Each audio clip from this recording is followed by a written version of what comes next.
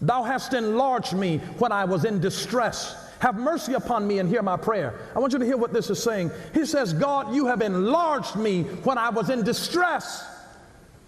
In other words, your life doesn't grow unless you have come under pressure. You don't grow in a comfort zone. God has to put you in a stressful situation to stretch you, to grow you. Don't fight the stress. The New King James Version puts it this way. He says, hear me when I call, O God of my righteousness. You have relieved me in my distress. Have mercy on me and hear my prayer.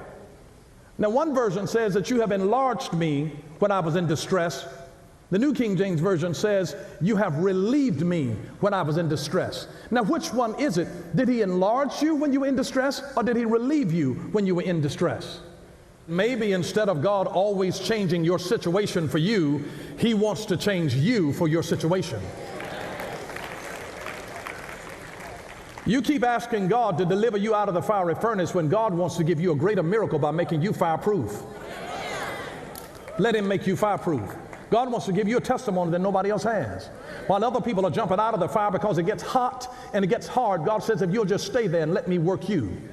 Let me change you. Let me enlarge you. I know you're under stress, but let me enlarge you, and then I'll relieve your pressure. Now, here's what I mean when I'm talking about being enlarged by God. If you ever get enlarged by God, when you were young, have you ever been in a situation when you were young and somebody used to pick fun at you, somebody used to speak to you in a certain way, and they can make you cry? But after a while, now you've been enlarged, you've grown up now, you have matured, they can say those same mean words to you. And it's like, okay, it's fine. Good morning to you too. How you doing?